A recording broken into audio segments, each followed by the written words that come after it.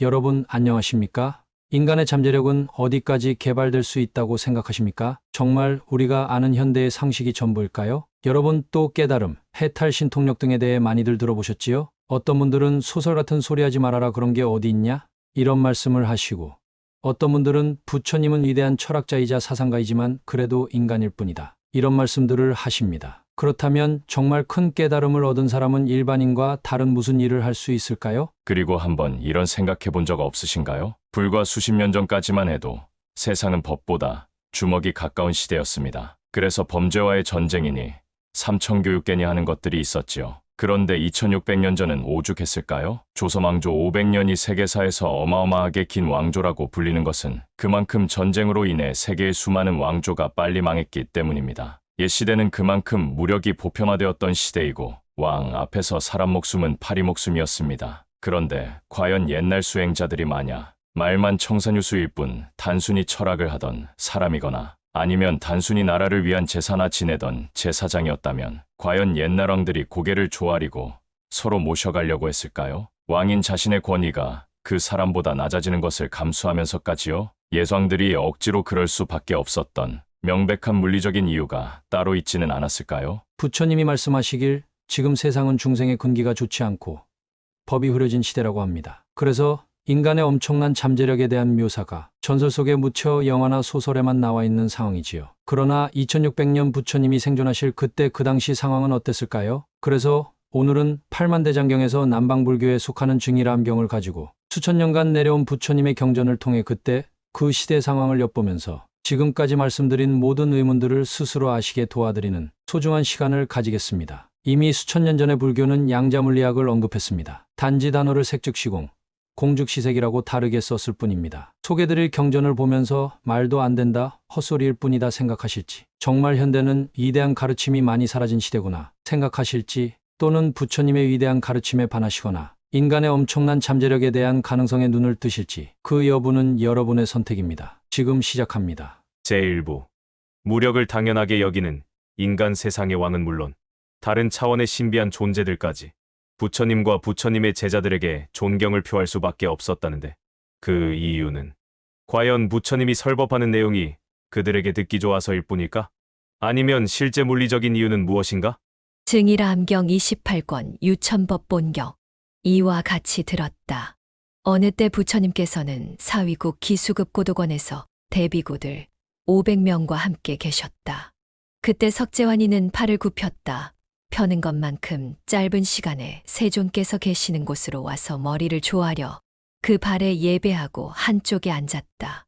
천상세계에서 인간세계로 오는데 눈 깜짝할 사이에 왔다는 말입니다. 불교는 전우주를 욕계, 색계, 무색계로 나눕니다. 욕계는 여러분이 아시는 지옥, 아기, 축생인간, 아수라, 천인으로 나누어지고 색계, 무색계는 천상세계만 있다고 합니다. 욕계 천인은 천인의 마음의 수준과 능력에 따라 사천왕천, 도리천, 야마천, 도솔천, 화락천, 타화자재천 6차원으로 나누어지는데 다음대 부처님으로 오실 미륵보살님은 도솔천에 계시고 욕계의 모든 것을 지배하는 마왕은 타화자재천의 왕입니다. 지금 등장하는 석재환인의 다른 이름은 제석천이고 도리천이라는 33천 연합천상세계의 왕입니다. 믿거나 말거나로 들리시겠지만 사실 불교는 인간의 철학이 아니라 전우주적인 가르침입니다. 그래서 부처님의 별명에 천인사, 천인과 인간의 스승이라는 말이 있는 것입니다. 지금부터 나오는 스토리를 보시고 과연 이런 디테일들이 수천 년 전에 꾸며낼 수 있는 이야기인지 몸소 확인해 보시기 바랍니다. 그때 석재환인이 세존께 아뢰었다. 열애께서도 말씀하셨듯이 열애께서 세상에 출현하시면 반드시 5가지 일을 하십니다. 어떤 것이 그 5가지인가? 법륜을 굴리는 일. 사성제인 고진멸도입니다. 모든 존재의 숙명 같은 팔고가 있다. 생로병사 같은 육체적인 고통이나 일체 정신적인 고통을 발생시키는 것은 원인이 있다. 그 원인은 수많은 전생과 현생의 집착 때문이다. 그 집착을 멸해서 고통이 없는 행복을 얻는 것이 수행이다. 바로 사성제가 중생의 근기에 상관없이 일체 중생에게 동일하게 가르치는 공통적인 가르침입니다. 부모를 제도하는 일. 믿음이 없는 이를 믿음의 땅에 서게 하는 일. 보살의 마음을 내지 않은 이들에게 보살의 마음을 일으키게 하는 일.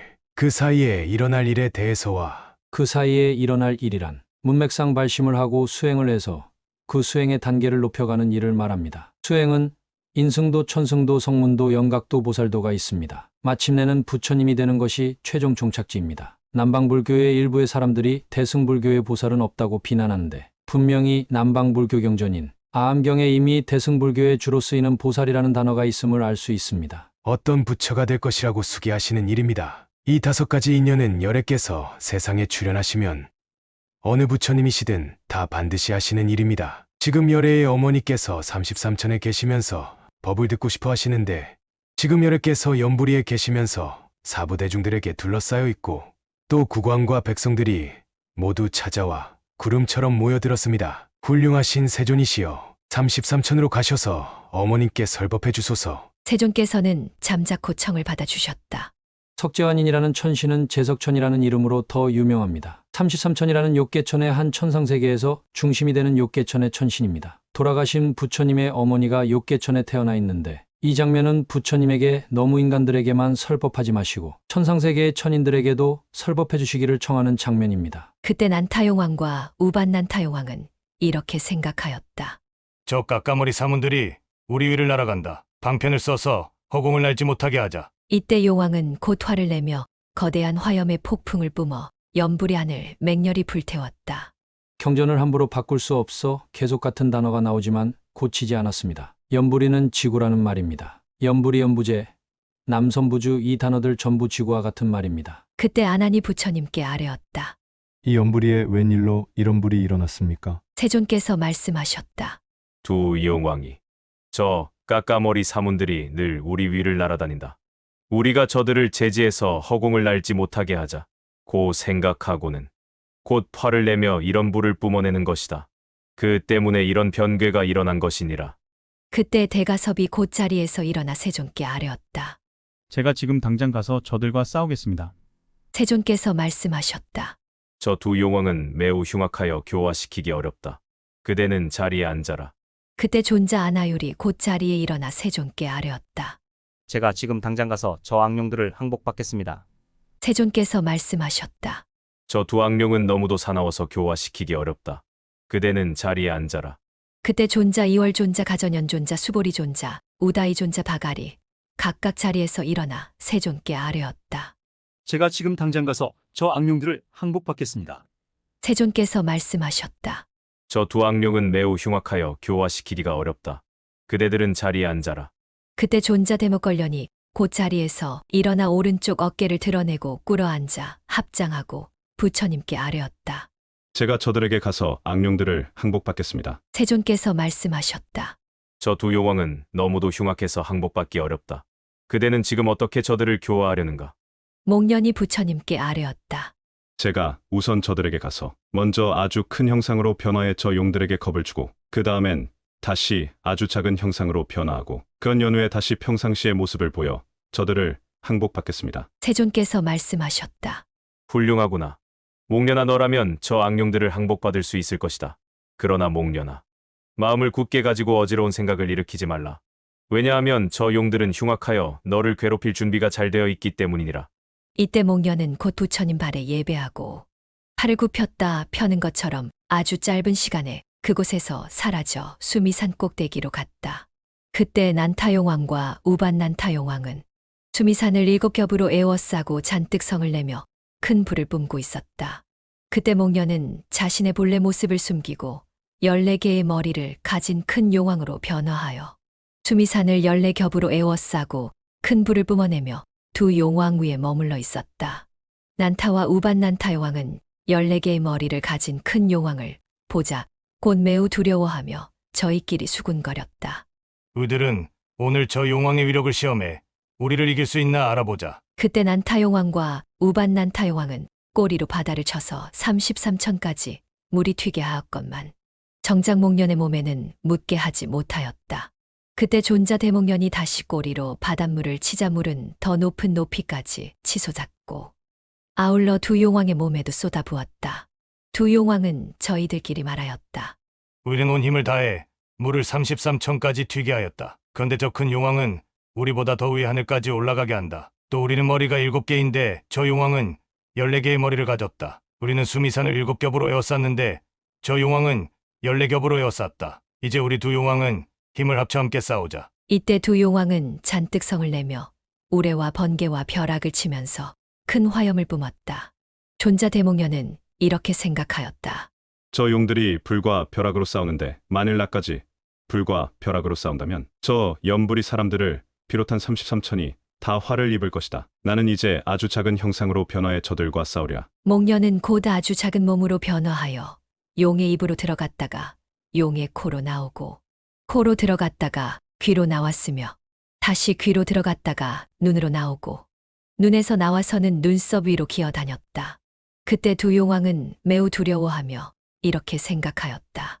이 큰 용왕은 너무도 위력이 세어 입으로 들어갔다가 코로 나오고 코로 들어갔다가 눈으로 나올 수가 있구나. 우리는 오늘 진정으로 졌다. 우리 용의 종류에는 4가지 종류가 있다. 하지만 그들 중에 우리보다 나은 자는 아무도 없다. 그런데 이제 저 용왕의 위력이 이와 같으니 감히 싸워 이길 수가 없구나. 이제 우리의 목숨은 경각에 달렸다. 이런 생각을 한 그들은 겁이 나서 온몸에 털이 곤두섰다. 그때 목녀는 용왕이 두려워하는 것을 보고 다시 그 모습을 숨기고 평상시의 모습으로 돌아와 용왕의 속눈썹 위를 걸어 다녔다. 그러자 두 용왕은 대목년을 보고 저희끼리 말하였다. 이 사람은 목련이라는 사문이다. 용왕이 아니었구나. 참으로 기이하고 참으로 뛰어나며 큰 위력을 가지고 있어 우리와 싸울 수 있었구나. 그때 두 용왕이 목련에게 말하였다. 존자께서는 왜 저희들을 이처럼 괴롭히십니까? 무슨 훈계할 말씀이라도 있으십니까? 목련이 대답하였다.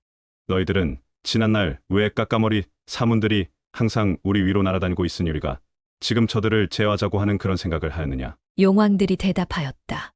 그렇습니다. 목련이시여. 목련이 말하였다. 용왕들이여 마땅히 알아야 한다. 이 수미산은 모든 하늘들의 길이지 너희들만이 사는 곳이 아니다. 용왕들이 대답하였다. 부디 용서하시고 너무 꾸짖지 마소서. 지금부터 다시는 감히 괴롭히지 않고 나쁘고 어지러운 생각들을 내지 않겠습니다. 원컨대 저희들을 제자로 삼아주소서. 목련이 말하였다. 너희들은 내게 귀의하지 말라. 내가 귀의하는 분께 너희들도 귀의하라. 용왕들이 목련에게 말하였다.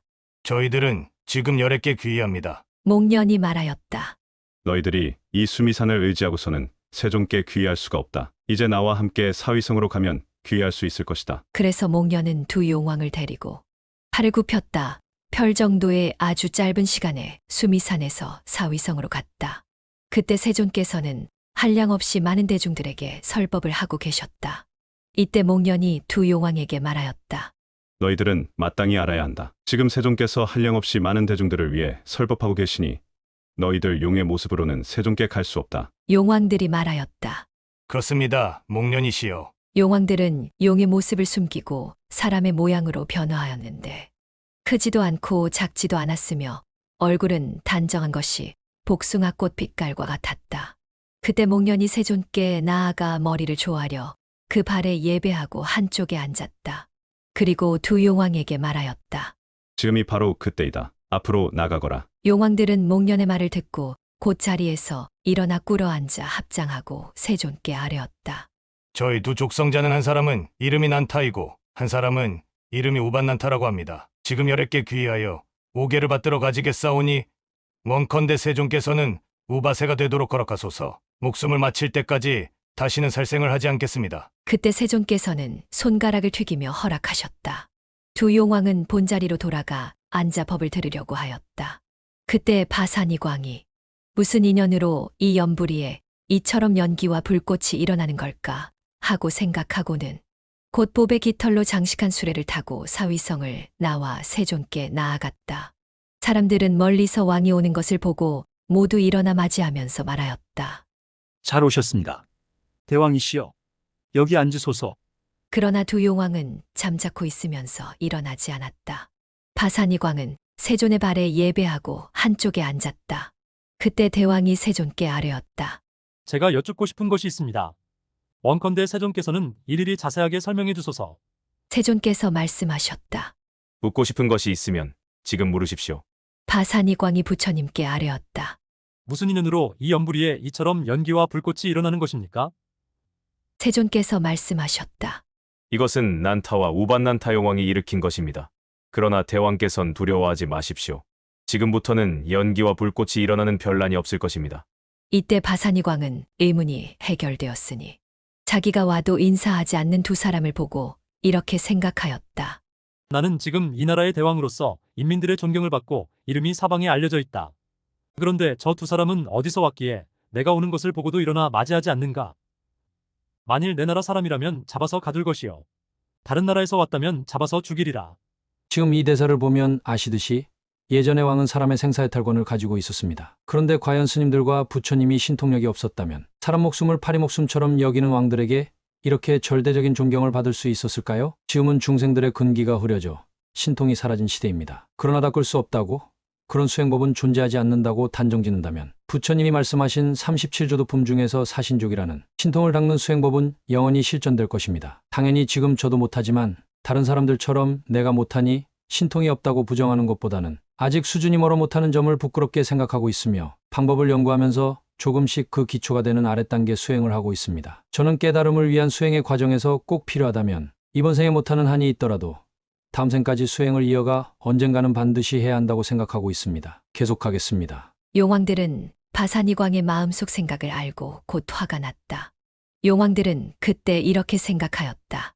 우리는 이 왕에게 아무 잘못도 없다. 그런데도 오히려 우리를 해치려 하는구나. 기어코 이 나라 왕과 가이국 사람들을 모두 잡아 죽이리라. 용왕들은 곧 자리에서 일어나 세존의 발에 예배하고 바로 물러나 떠나갔는데 기원숲에서 얼마 안 가 그 모습이 보이지 않았다.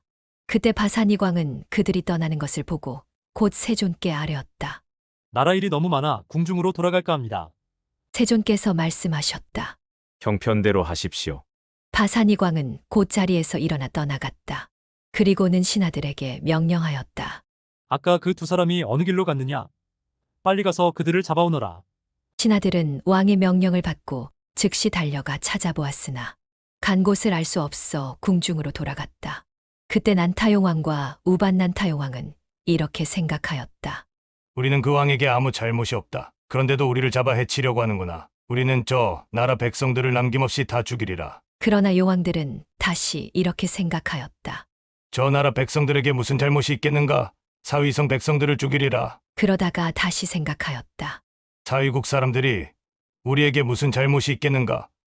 왕궁의 관리들만 모조리 잡아 죽이리라. 그때 세존께서 용왕들이 마음속으로 생각하고 있는 것을 아시고 목련에게 말씀하셨다.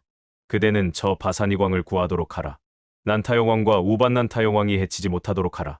다른 생명체의 마음을 읽는 능력인 타심통입니다. 목련이 대답하였다.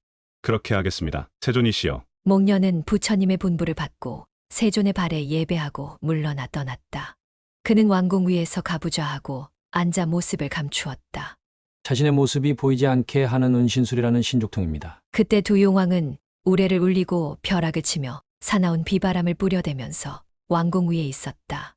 혹은 기와장이나 돌을 퍼붓기도 하고 혹은 칼을 퍼붓기도 했는데 그것들은 땅에 닿기도 전에 우바령꽃으로 변해 허공에 떠 있었다.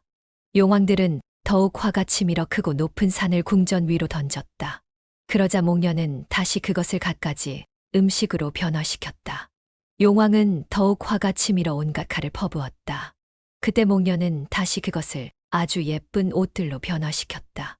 용왕은 더욱 화가 치밀어 다시 바사니광의 궁전 위로 조약돌을 퍼부었지만 그것들은 땅에 닿기도 전에 칠보로 변화하였다.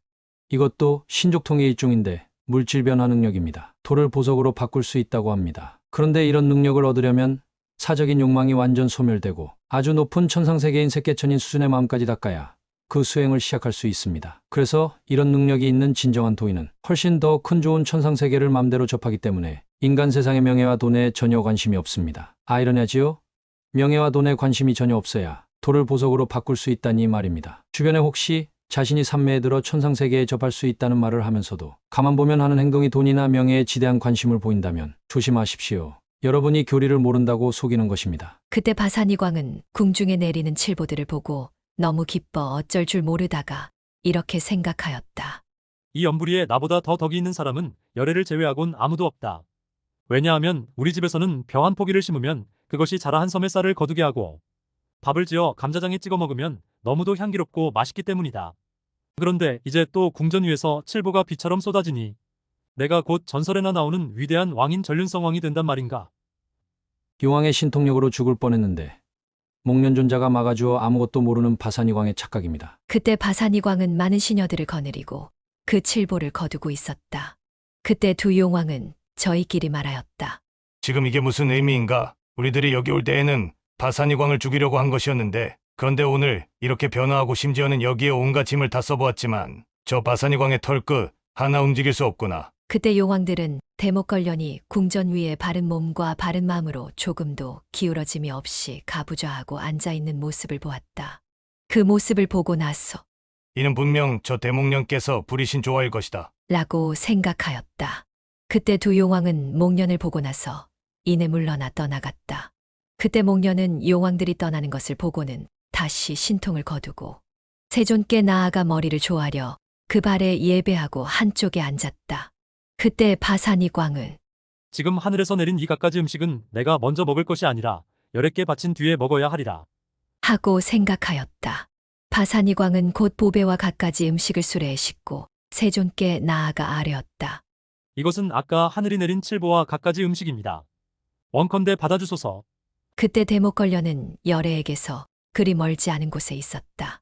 그때 부처님께서 왕에게 말씀하셨다. 그대는 이제 이 칠보와 갖가지 음식을 저 대목련에게 주시오. 왜냐하면 왕께선 목련의 은혜를 입어 성현의 땅에서 다시 살아날 수 있었기 때문입니다. 바사니광이 부처님께 아뢰었다. 무슨 인연으로 저에게 다시 살아났다고 말씀하십니까? 세존께서 말씀하셨다. 그대는 아침에 내가 있는 곳으로 와서 법을 들으려 하지 않았습니까? 그때 어떤 두 사람도 찾아와 법을 듣고 있었고 왕은 그들을 보고 이렇게 생각하였습니다.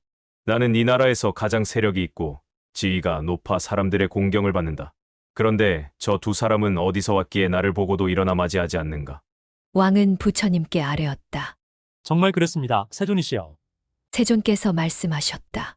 그들은 사람이 아니라 바로 난타용왕과 우반난타용왕이었습니다. 그들은 왕의 뜻을 알고 저희끼리 말하였습니다. 우리는 이 사람들과 저 왕에게 아무 잘못이 없는데 왜 도리어 우리를 해치려고 하는 걸까? 반드시 방편으로써 이 나라를 없애버리리라. 나는 곧 용왕들이 마음속에 생각하고 있는 것을 알고 목련에게 지금 저 바사니광을 구해 용들이 해치지 못하도록 하라고 명령하였던 것입니다.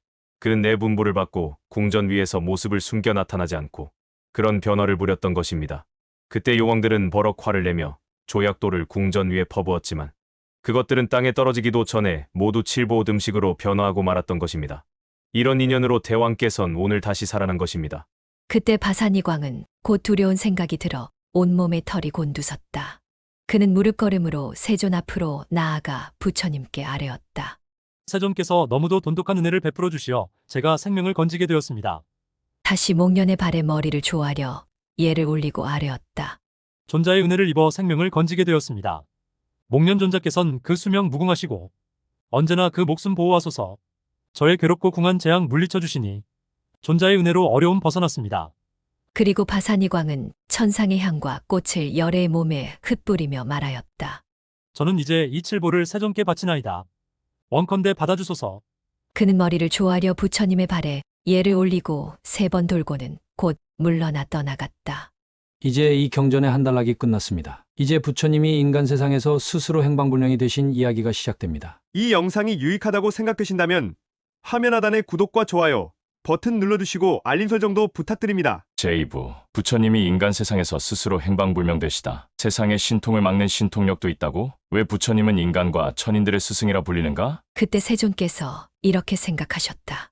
이 사부대중들은 게으름이 많아 모두들 법을 듣지 않고 또 방편을 구해 몸으로 증득하려고 하지도 않으며 또 거두지 못한 것을 거두고 얻지 못한 것을 얻으려 하지도 않는다. 나는 이제 이 사부대중으로 하여금 법을 간절히 우러르게 하리라. 지금 시대는 부처님과 제자들을 볼 수조차 없으니 상황이 더 좋지 않습니다. 팔만대장경은 엄연히 세상에 있지만 심지어 불자들조차도 어렵다고 읽지를 않습니다. 읽지도 않는데 실천은 당연히 힘들겠지요? 그래서 제가 조금이라도 도움이 되고자 해설해서 올리고 있습니다. 그래서 세존께서는 사부대중에게 알리지도 않고 또 시자도 데리고 가지 않고 팔을 굽혔다 펼 정도의 아주 짧은 시간에 기완숲에서 사라져 33천을 하셨다. 그때 석재환이는 세존께서 오시는 것을 멀리서 보고 여러 하늘들을 데리고 앞으로 나아가 세존을 맞이하고 머리를 조아려 그 발에 예배하고 앉으시기를 청하면서 말하였다. 잘 오셨습니다, 세존이시여. 오랫동안 뵙지 못했습니다. 이때 세존께서는 이렇게 생각하셨다. 나는 이제 신통의 힘으로 내 몸을 숨겨 저 여러 사람들로 하여금 내가 어디 있는지 보지 못하게 하리라.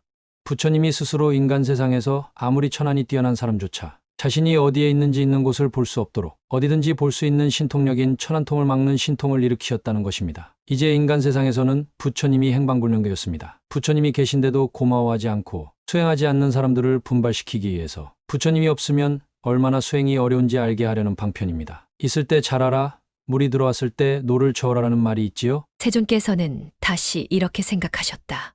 나는 이제 이 33천에서 몸을 변화시켜 극히 넓고 크게 하리라. 그때 천상의 선법방당에는 가로, 세로가 이류순이나 되는 황금으로 된 돌이 있었다. 그때 세존께서 그 돌 위에 가부좌하고 앉으시자 그 돌이 꽉 찼다.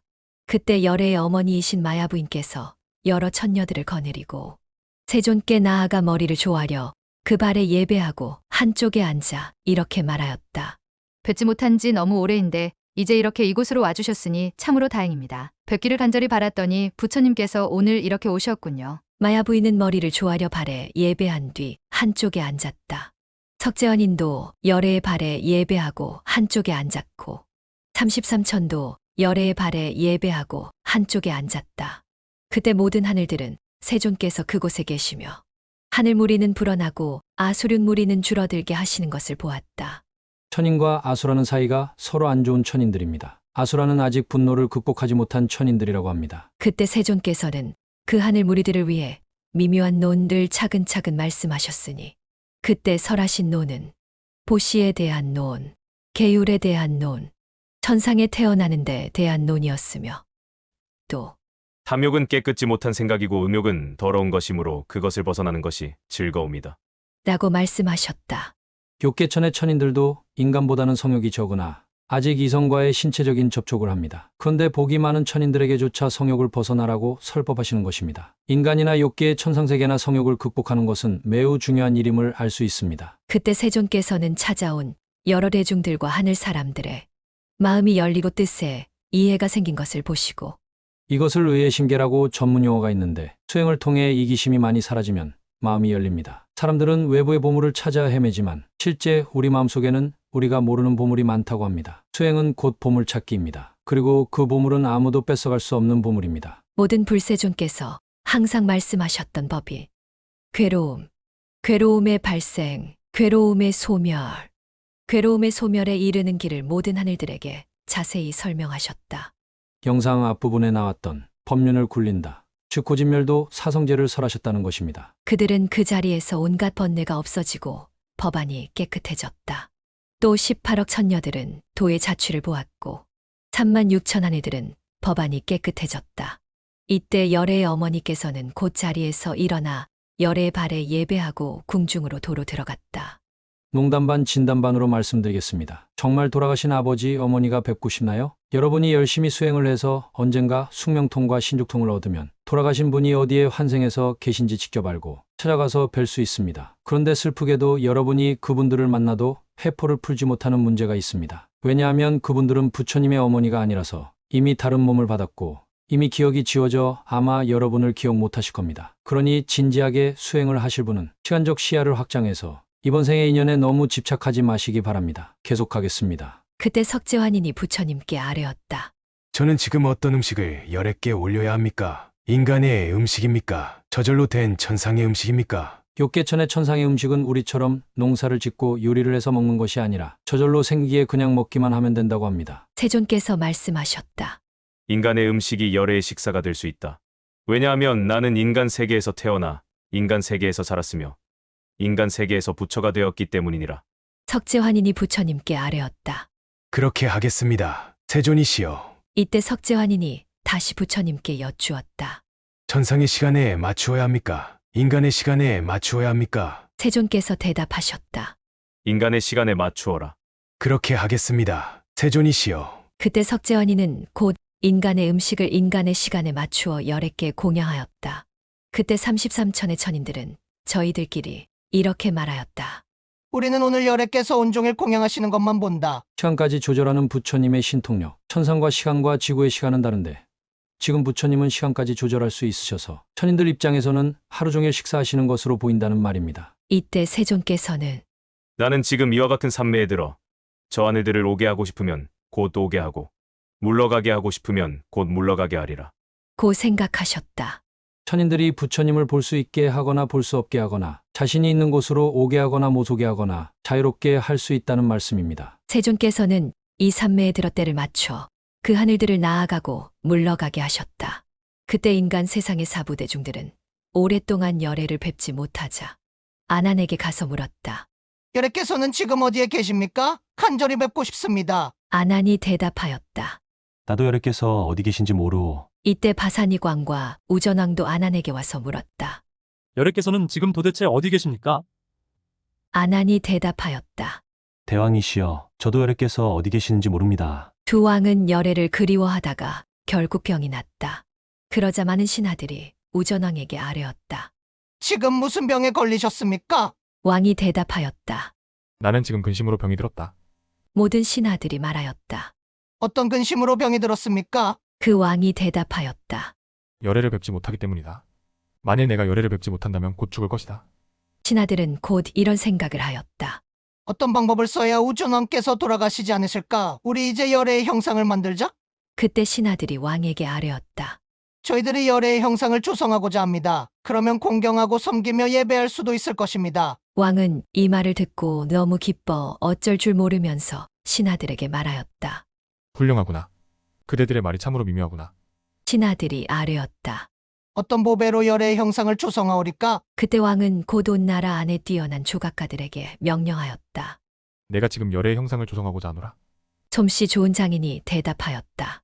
그렇게 하겠습니다. 대왕이시여. 그때 우전왕은 곧 우두전단나무로 높이 5자 되는 열애상을 만들었다. 그때 바사니광은 우전왕이 높이 5자 되는 열애상을 만들어 공양한다는 소식을 들었다. 바사니광도 온 나라 안에 뛰어난 조각가를 불러 명령하였다.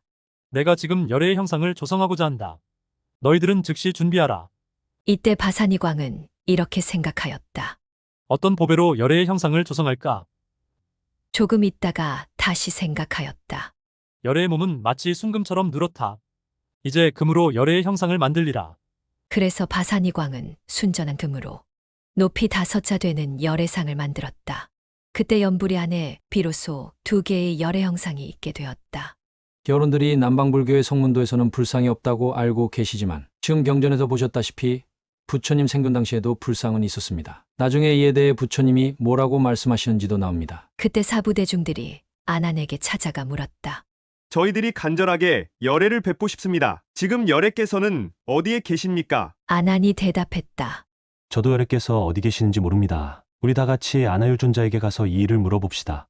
왜냐하면 존자 아나율은 처한이 제일이어서 청정하여 더러움이 없기 때문입니다. 그분은 천한으로 1천세계, 2천세계, 3천대천세계를 환히 다 보고 합니다. 부처님은 우주의 크기를 설명하실 때 한 개의 태양계를 1000개 합친 것이 한 개의 소천세계라 하시고 그 소천세계의 1000배를 중천세계, 그 중천세계의 1000배를 대천세계라고 하시는데 저주는 3000개의 대천세계만큼 크다고 하십니다. 부처님의 제자 중에 천한제일이라는 아나유존자는 그 3000대천세계를 다 속속들이 관할 수 있기에 천한제일이라고 불렸던 것입니다. 이제 그 천한통의 묘사가 나옵니다. 이때 아난이 사부대중들과 함께 아나율에게 찾아가 물었다. 지금 이 사부대중들이 저에게 찾아와 지금 열애께서 어디 계시는지를 물었습니다. 원컨대 존자께서 천안으로 열애께서 지금 어디 계신지 살펴봐 주십시오. 그러자 존자 아나율이 대답하였다. 여러분 잠시만 계십시오. 제가 지금 열애께서 어디 계신지 살펴보겠습니다. 그때 아나율은 몸과 마음을 바르게 하고 생각을 매어 앞에 두고 천안으로 연불이 안을 살펴보았지만 보이지 않았다. 그는 다시 구얀입으로 채울단화를 살펴보았지만 보이지 않았다. 부처님은 전우주인 3000대천세계 안에 인간과 비슷한 지서풍을 가진 존재가 사는 세계가 4군데가 있다고 하시는데 지구인 남선부주에 동승신주, 북구로주, 서화주 3군데가 있다고 하십니다. 지금 나오는 이름은 단어는 다르지만 3000대천세계 안에 4군데 인간 세상을 말하는 것입니다. 그는 다시 사천왕 33천 염천도 술천화자재천 타화자재천을 골고루 살펴보고 심지어는 6개의 천상세계인 6개 육천입니다. 저 범천까지 죄다 살펴보았지만 그 어디에도 부처님이 계신 곳이 보이지 않았다. 전우주는 6개, 색계, 무색계로 나누는데 성욕과 식욕이 아주 적은 천인들의 세계인 색계와 무색계는 욕망이 없다고 해서 범천이라고 부르기도 합니다. 다시 일천연부지, 일천구야니, 일천울단활, 일천부르치, 일천사천왕, 일천염천, 일천도, 솔천, 일천화자재천, 일천범천을 골고루 살펴보았지만 열애를 볼 수 없었다. 다시 삼천대천 세계의 모든 국토를 살펴보았지만 또한 보이지 않았다. 그는 곧 자리에서 일어나 아난에게 말하였다. 제가 지금 삼천대천 세계의 모든 국토를 살펴보았지만 보이질 않습니다. 그때 아난과 사부대중들은 잠자코 있었다. 아난이 생각하였다. 열애께서 반열반하시오는 것은 아닐까? 이제 인간 세상에서는 부처님이 갑자기 열반에 들어 대중들 곁에서 떠나지나 않을까 하는 염려 속에 점점 불안과 공포가 퍼져나가게 됩니다. 다시 인간 세상에서 천상세계로 무대가 변합니다. 이때 석재환인이 여러 하늘들에게 말하였다. 지금 저 석가모니 부처님만이라도 이 세상에 오래 계신다면 많은 이익이 있을 것이다. 부처님이 천상세계에 머물면서 지금 두 가지 능력을 쓰고 계십니다. 천통이 있는 인간인 부처님의 제자들에게도 부처님이 어디 있는지 모르게 존재를 지우는 능력, 부처님이 설법할 때만 천인들이 주변에 올 수 있도록 그 외에는 못 오도록 하는 능력, 두 가지입니다. 인간 세계의 중생들이 부처님이 언제까지나 항상 계시리라고 믿고 황일하게 수행을 게을리하기 때문에 그 중생들에게 뭔가 느끼는 바를 일으키기 위해서입니다. 부처님의 의도대로 부처님이 스스로 종적을 감추신 동안 인간 세계의 중생들은 부처님이 갑자기 열반에 드셔서 이제는 뵙지 못할까봐 엄청난 불안과 공포에 떨고 있습니다. 그때 열애께서는 모든 하늘들을 오게 하고 싶어하면 하늘들은 곧 오고 여러 하늘들을 가게 하고 싶어하면 하늘들은 곧 떠났다. 33천들은 저희끼리 말하였다.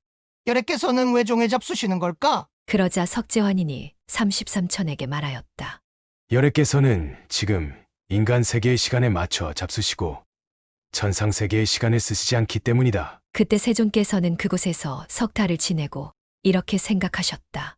지금 연부리의 사부대중들은 너무 오랫동안 나를 보지 못해 매우 애가 탈 것이다. 나는 이제 신통을 버리고 저 성문들로 하여금 내가 33천에 있는 줄을 알게 하리라. 열애께서는 곧 신통을 버리셨다.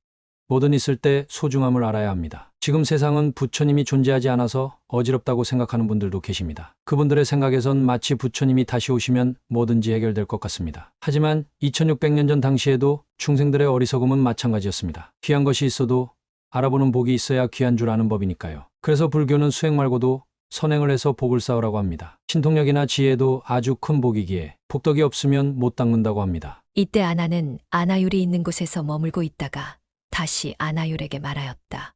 지금 사부대중들이 매우 애태우며 열애를 뵙고 싶어 합니다. 열애께서 지금 열반하신 것은 아닙니까? 아나율이 아난에게 대답하였다. 어젯밤에 어떤 하늘이 나에게 찾아와 열애께서 지금 33천의 선법 강당에 계신다고 알려주었습니다. 그대는 잠시만 계십시오. 내가 지금 열애께서 어디 계시는지 살펴보겠습니다.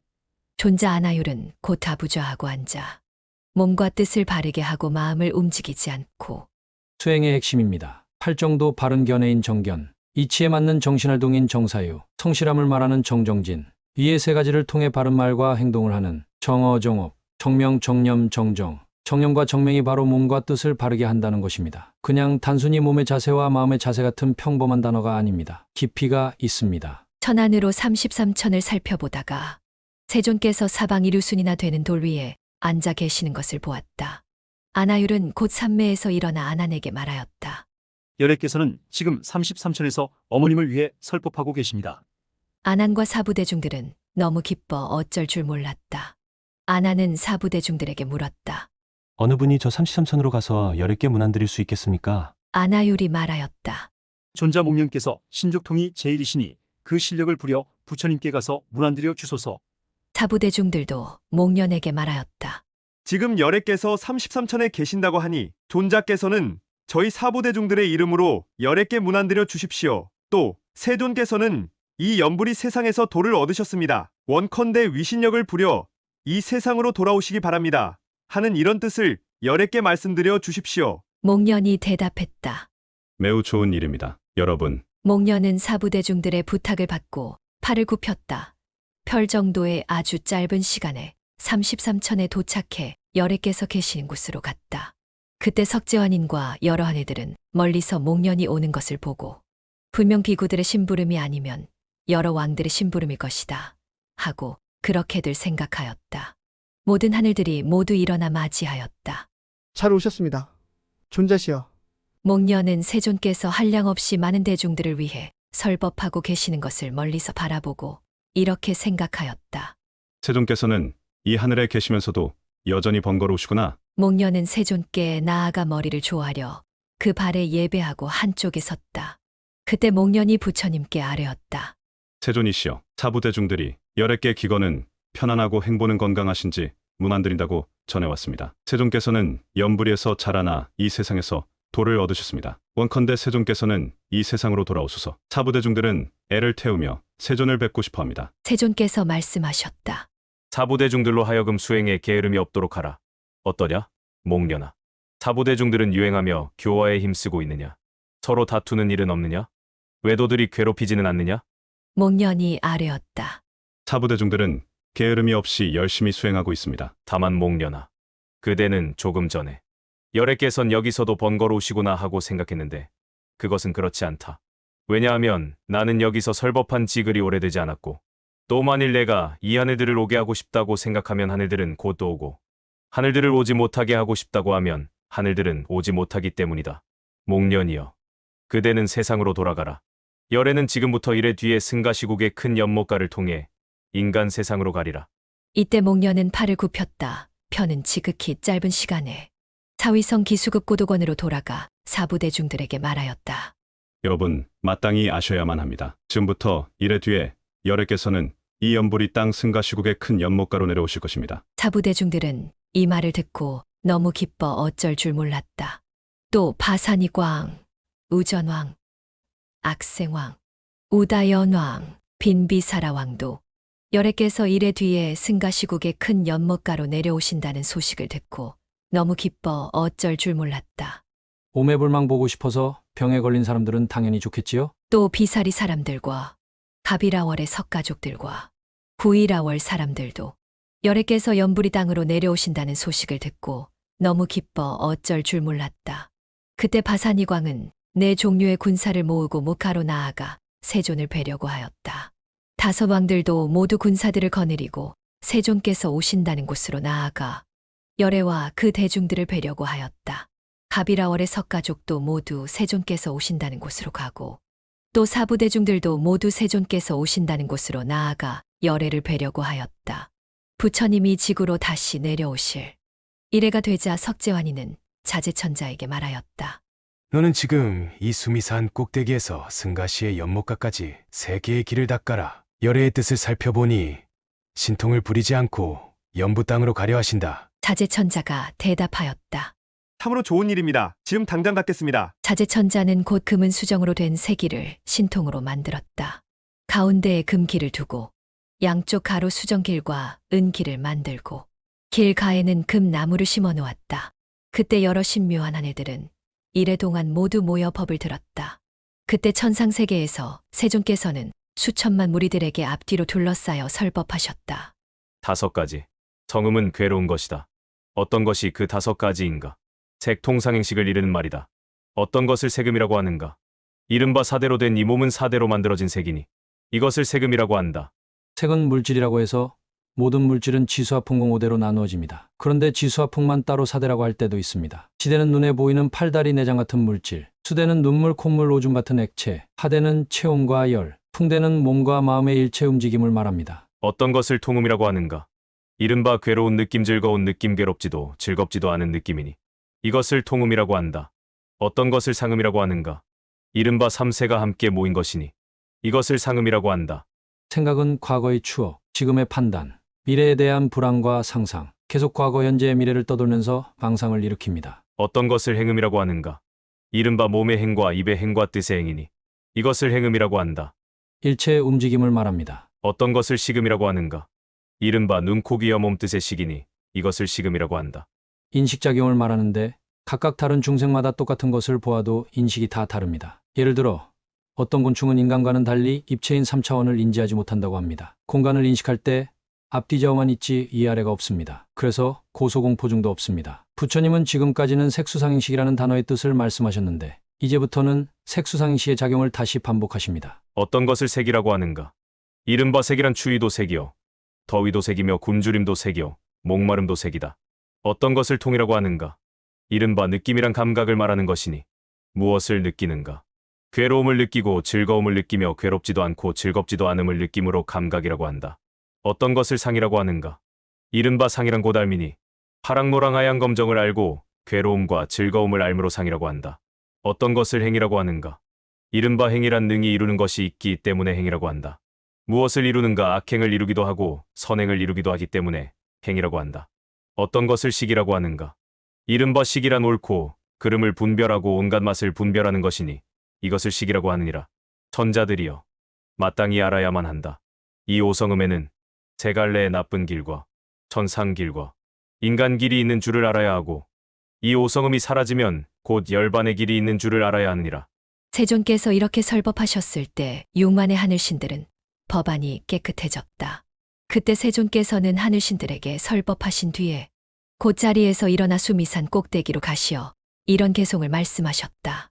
너희들은 부디 부지런히 공부하라. 부처님과 법과 성중 안에서 죽음으로 가는 길 부서 없애되 갈고리로 코끼리를 다루듯 하라.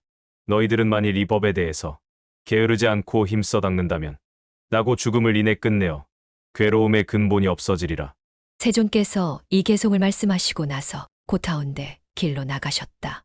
그때 범처는 열애의 오른쪽은 길에 서 있고 석재환이는 수정계 가에 서 있었으며 여러 하늘신들은 허공에서 꽃을 뿌리고 향을 사르며 풍악을 울려 열애를 즐겁게 하였다. 제3부 부처님의 화려한 귀환 그리고 갑자기 등장하는 깊은 교리 모든 사람들이 마중 나가는데 왜 수보리 존자는 부처님의 귀환을 신경 쓰지 않았는가? 금강경에 나오는 수보리 존자는 이 경전에서도 역시 공을 닦고 계셨다고? 이때 우바라색 비구니는 오늘 열애께서 연부제 승가시에 연목하러 오신다는 소식을 듣고 이렇게 생각하였다.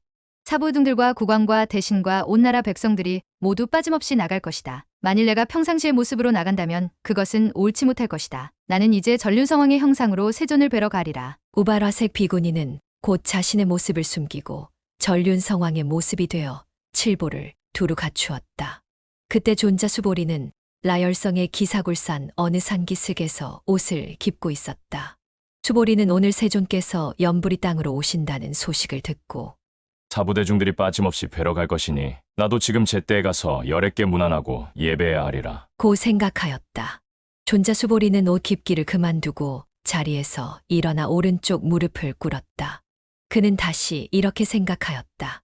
저 열애의 형상에서 무엇이 세존인가? 눈, 귀, 코, 입, 몸뜻이 그것인가? 찾아가 뵈려는 자도 또한 땅물 불바람 사대로 되어 있지 않은가? 일체 모든 법은 다 비고 고요하여 지을 것도 없고 지어진 것도 없다. 그것은 세존께서 개송으로 말씀하신 것과 같다. 만일 부처님께 예배하려고 하거나 가장 높은 이들께 예배하려 하거든 갖가지 종류의 오음과 유길 그것들은 모두 다 덧없다. 관찰하라. 방금 부처님께서 이 오성음에는 세 갈래의 나쁜 길과 천상길과 인간 길이 있는 줄을 알아야 하고 이 오성음이 사라지면 곧 열반의 길이 있는 줄을 알아야 하느니라. 이렇게 천상세계에서 색수상식 오음을 멸해서 열반을 얻으라고 설법하셨는데 수보리 존자는 이미 인간 세상에서 그것을 중득하기 위해 수행을 하고 계시는 중인 것입니다. 먼 옛날 과거의 부처님들과 또 미래에 오실 부처님도 지금 현재의 부처님처럼 이들은 모두 다 무상한 것이니라. 만일 부처님께 예배하려 하거든 지난 과거와 다가올 미래 그리고 지금 현재에 대해 공한 법이라고 관찰하여라. 만일 부처님께 예배하려 하거든 지나간 과거와 다가올 미래 그리고 현재와 모든 부처님 나라고 할 것도 없는 것이라고 생각하여라. 그 속에는 나도 없고 목숨도 없으며 남도 없다. 지을 것도 없고 지어진 것도 없으며 형용할 가르침도 없고 가르치는 자도 없다. 모든 법은 비고 고요한데 어느 것이 나인가? 나라고 주장할 만한 것이 없다. 나는 이제 진시한 법의 무더기에 귀의하리라. 그래서 존자 수보리는 도로 앉아 옷을 기웠다.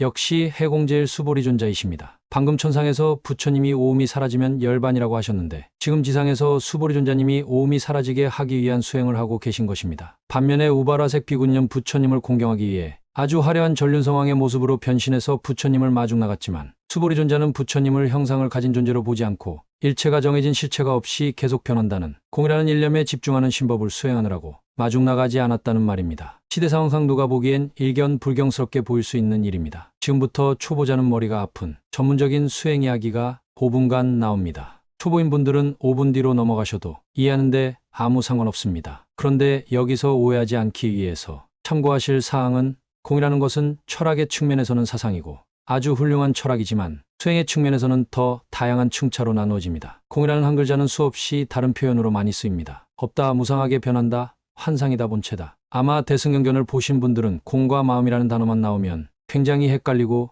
이해가 잘 안 될 것입니다. 그래서 사실 공의 경지도 수행의 경지마다 다릅니다. 일체가 무상고 무아라는 공의 이치를 이론으로 이해한 것. 여기까지가 철학으로서의 공입니다. 그 다음인 실제 수행상에서는 각 대상을 잡고 실제로 공하게 만들어야 합니다. 영공생각을 공하게 만듭니다. 신공몸을 공하게 만듭니다. 인공인간의 심신을 공하게 만듭니다. 하공, 나라는 존재를 공하게 만듭니다. 인공화공의 순서는 해석에 따라 바뀔 수도 있습니다. 법공, 보살의 수행경지입니다. 온 세상을 공하게 만듭니다. 간단히 임무와 법무화라고도 합니다. 따라서 수많은 공의 표현이 있고 사람마다 근기와 공의 방편이 다른데 자신이 견문이 좁으면서 함부로 다른 사람이 말하는 공을 틀렸다고 단정지으면 안 됩니다. 저 사람은 어떤 경전을 보고 어떤 공부를 해서 무엇을 공이라고 하는가가 사람마다 다르기에 혼란스러운 시대이기 때문입니다. 수행으로서의 공의 설명을 계속하겠습니다. 불교 수행의 이론을 아는 어떤 사람이 이 이야기를 듣는다면 부처님을 마중 나간 우바라색 비구니는 유를 닦는 것이고 모든 것이 공하다고 생각하는 수보리 존자는 공을 닦는 것이라고 할 것입니다. 그래서 유를 닦는 것은 유의법이라 틀렸다고 오해할 수 있습니다. 하지만 공을 닦던 유를 닦던 둘 다 유의법입니다. 자신이 수행을 위해 자신이 스스로 만든 마음의 상이 유의냐 공이냐의 문제이기 때문입니다. 유의법은 무의법의 반대말인데 인위적으로 노력을 통해 무언가를 수행하고 있다는 뜻입니다. 일체 대상을 보면서 무상고무아라는 생각을 일으키는 것도 일체 대상의 공통된 특징인 공상을 되새기면서 계속해서 한 생각에 인위적으로 집중하는 유의법입니다. 진짜 공이 아닌 선정을 닦는 신법으로서의 공입니다. 물이든 불이든 빛이든 소리이든 호흡이든 한 가지 대상만을 보면서 그 대상의 특징에만 집중하는 것도 하나의 생각인 유의법입니다.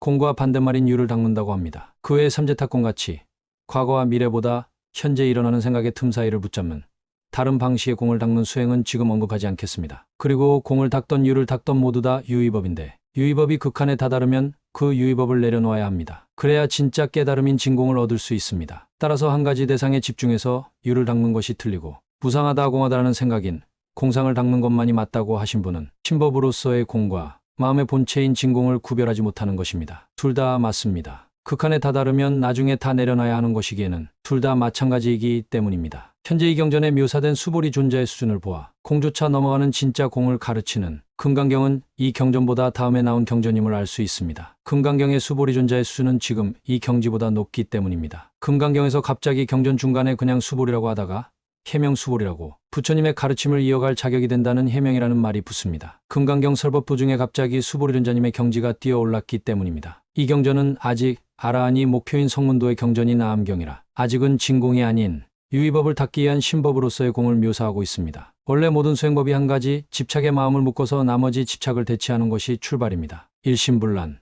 그리고 그 유의법이 극한에 달하면 그 한 가지 집착을 내려놓지요. 누군가 갑자기 모든 집착을 다 내려놓을 수 있다는 사람이 있다면 역사에 이름을 남길 만한 최상근기거나 자신의 마음에 자신이 인지하지 못하는 잠재의식과 무의식이 있다는 것을 모르는 사람입니다. 처음부터 눈에 보이는 대상을 활용해 유를 닦는 것은 시작은 어려우나 수준을 높이는데 명확한 단계를 밟아갈 수 있습니다. 처음부터 모든 대상이 무상하다는 공을 닦는 것은 시작은 쉬우나 수준을 높이기 어렵습니다. 명확한 단계를 밟기가 어렵기 때문입니다. 그래서 정통 수행단체는 유를 닦다가 마음의 수준이 올라가면 공을 닦고 나중에는 그 공조차 버립니다. 이것이 대승불교 수행의 3단계입니다. 천태종에서는 공가중 3관이라고 하고 티벳밀교에서는 예비수행 생기차제 원만차제라고 합니다. 정리해서 다시 말씀드리면 대승불교에서는 이러한 공상도 넘어가야 진정한 공인 진공을 얻을 수 있다고 합니다. 그래서 수보리는 공을 닦느라 부처님을 마중을 못 나가지만 수보리 존자보다 뛰어난 수준의 대보살은 그 공한 마음을 잃지 않은 채로도 부처님을 마중 나갈 수도 있고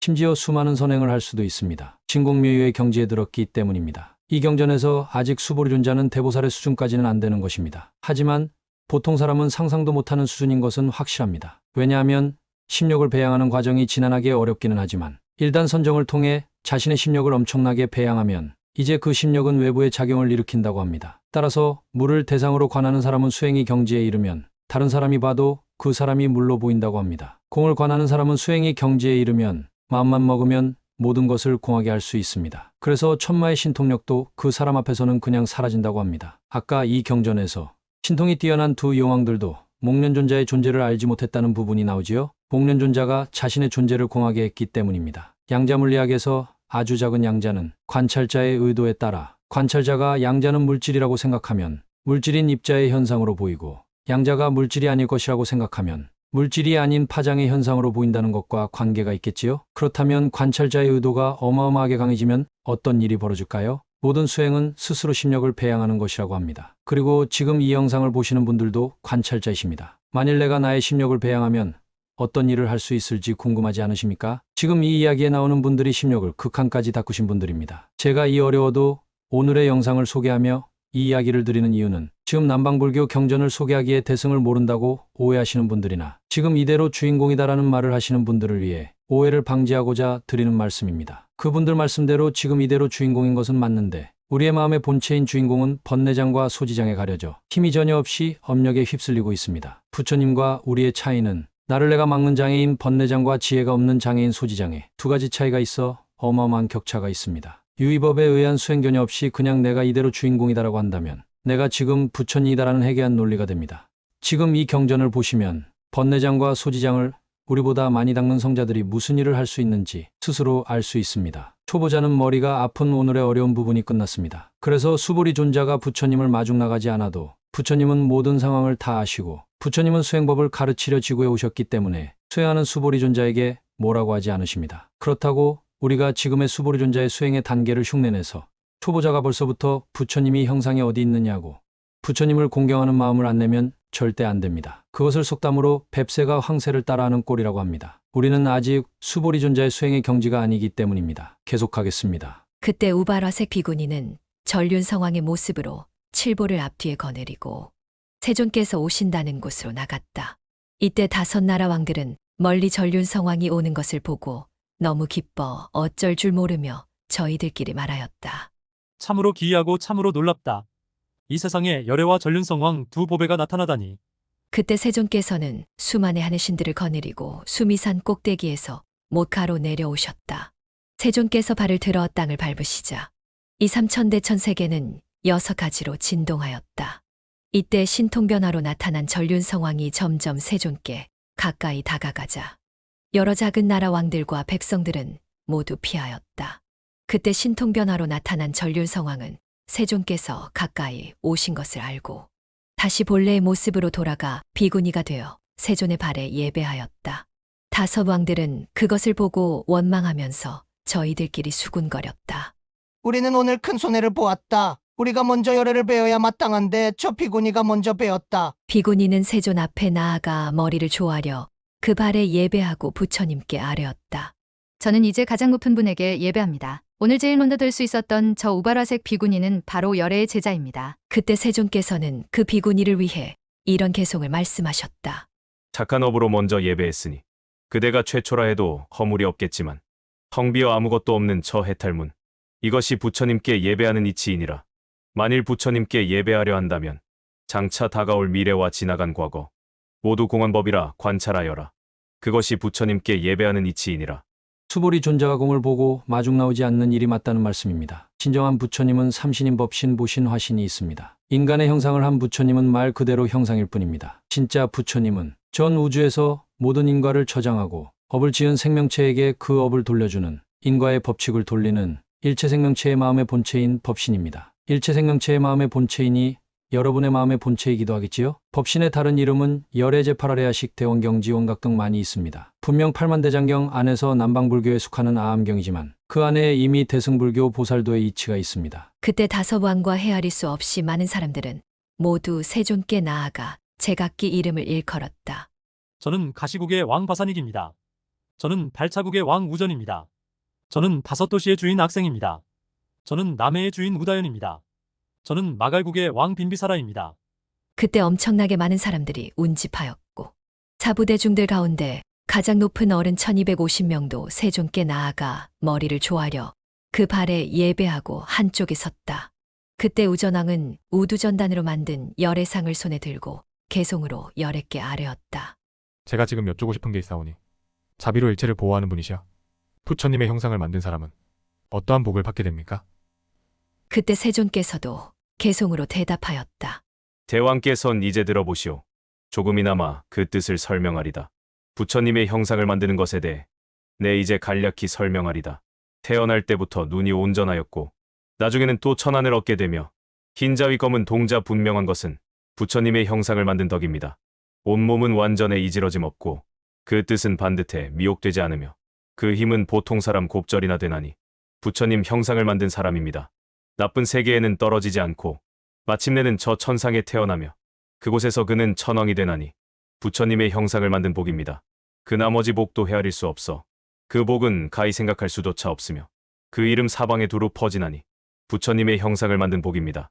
불상의 절을 하는 것이 과연 우상숭배일까요? 우상숭배란 정말 그 물질에 초자연적인 힘이 있다고 착각하는 신앙이 우상숭배입니다. 구전왕처럼 부처님을 공경하는 마음을 일으키고 싶은데 대상이 없으면 마음을 일으키기 어려운 사람이 그 방편으로 불상을 쓰는 것은 전혀 잘못이 없습니다. 그리고 더 나아가 불상으로 통해 관상수행을 할 수도 있습니다. 참고로 말씀드리면 관상은 상상이 아니고 요즘처럼 중생들의 근기가 어두운 시대에는 가장 하기 어려운 수행 방편 중에 하나인 정말 고차원의 수행입니다. 여러분이 평생 보셨던 배우자나 어머니, 아버지를 사진처럼 명확히 살아있는 것처럼 생생하게 떠올리실 수 있나요? 직업이 화가가 아니라면 대부분이 어려울 것입니다. 그런데 그것이 관상수행의 끝이 아닌 출발입니다. 유의법 중에서 가장 어려운 것 중에 하나가 30 이상 80종의 부처님의 형상을 일시에 관하는 관상수행입니다. 훌륭하고 훌륭합니다.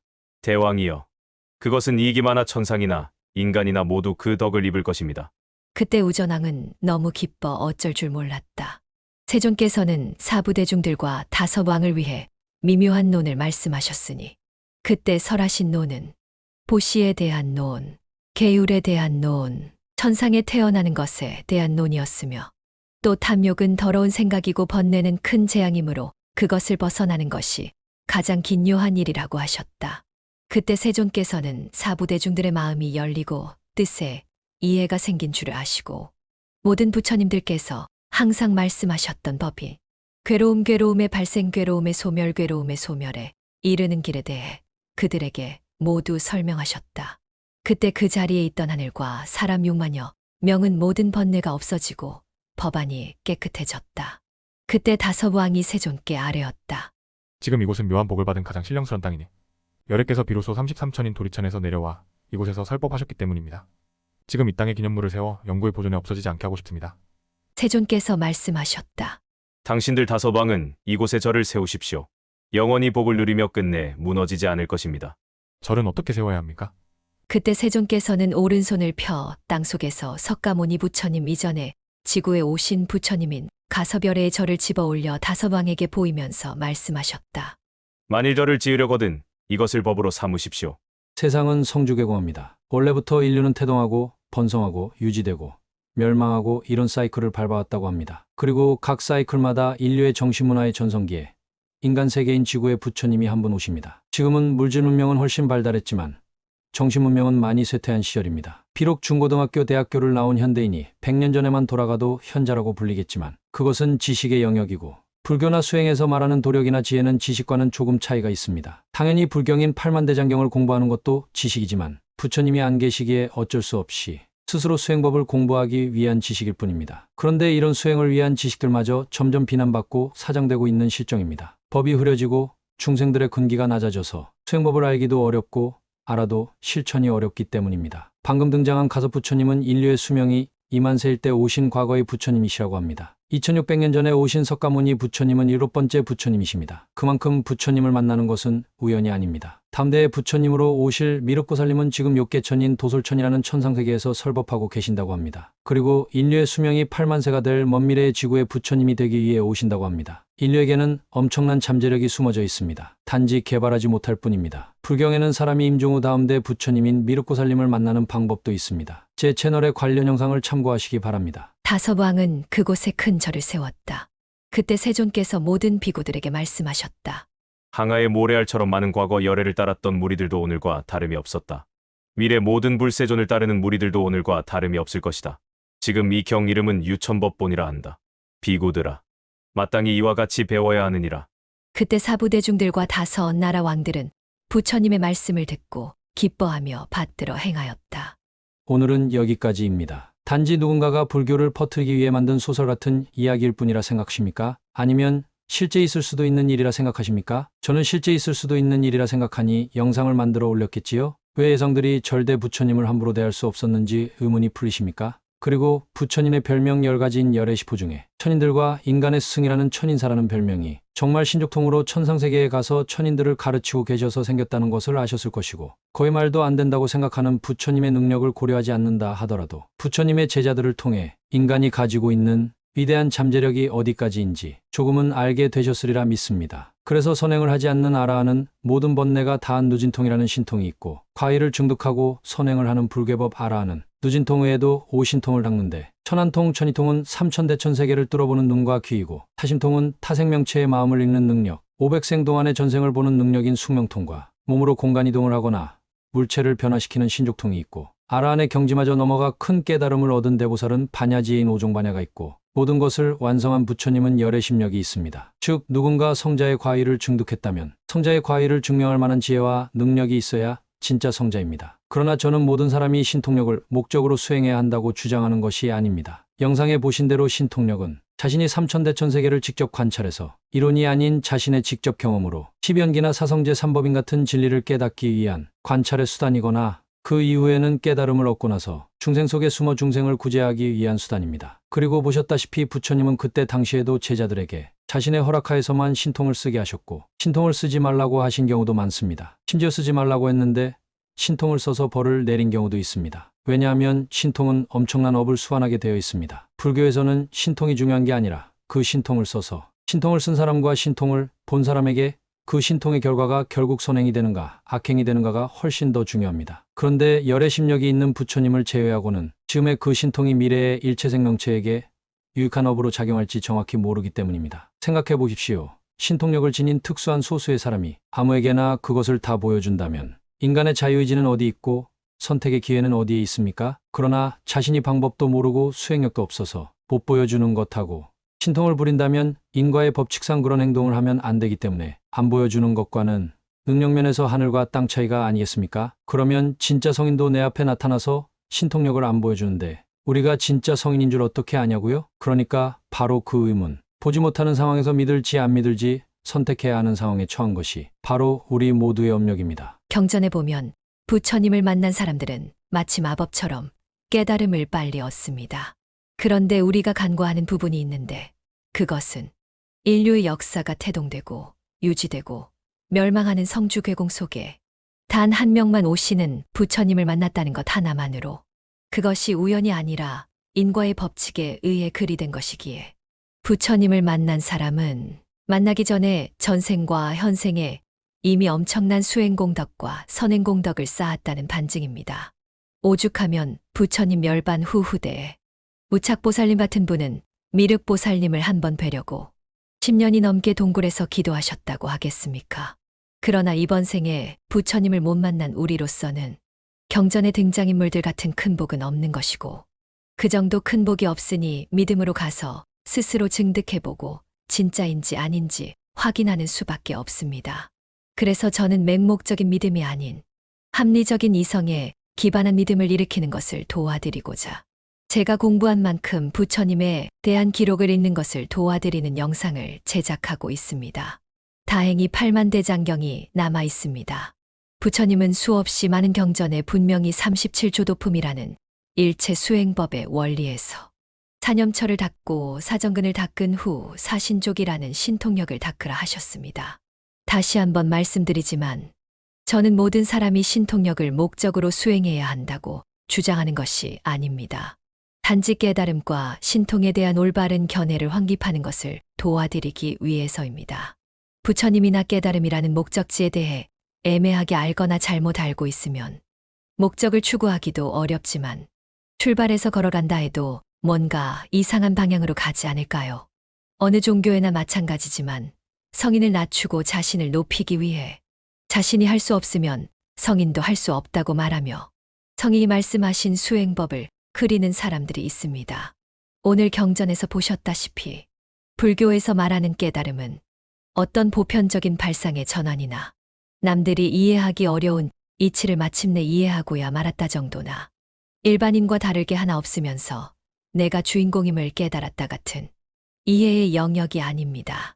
물론 그것도 아예 공부를 하지 않는 사람보다는 번뇌를 누르는 심리적인 면에 있어서는 매우 훌륭하지만 분명히 불교에서 말하는 큰 깨달음이나 아라한과 보살이라는 성자를 뜻하는 단어는 부처님이 되는 중간 목적지이며 수많은 초인적인 노력을 하며 그렇게 되기 위한 원인과 조건을 맞추어 마치 과학처럼 심신을 이용한 실험을 통해 일으킨 결과의 산물이기에 인간으로서는 이해 불가능한 능력을 수반하게 되어 있습니다. 즉 부처님의 가르침에 따라 성자만이 할 수 있는 지혜나 능력을 중독할 수 있느냐 없느냐의 문제라는 것입니다. 그래서 이렇게 가치가 있기에 당연히 공부할 게 많고 오래 걸립니다. 현실에서도 큰 목표를 위해서는 준비할 일이 많고 단계별로 차근차근 가야 하며 운도 받쳐줘야 하는 것 아닙니까? 훨씬 더 큰 목표를 가진 불교 수행은 당연히 그냥 어쩌다 되는 것이 아니라 그만한 준비와 노력이 필요한 것은 당연하겠지요. 그러나 생명체 자체에 필수적으로 수반되는 고통인 생로병사를 비롯한 팔고를 극복하기 위해서는 불교 수행이라는 것은 아무리 오래 걸려도 포기할 수 없는 것이고, 그래서 수천 년 동안 수행자와 고승들이 노년기에는 다음 생에도 지금의 수행을 이어갈 수 있을까 걱정하는 것입니다. 그 부분에 있어서 참고할 만한 영상도 이미 올라가 있습니다. 부디 이 영상을 보시는 분들이 올바른 견해인 정견을 확립하는 데 도움이 되시길 바랍니다. 오늘은 여기까지입니다. 마음 닦는 손오공 채널은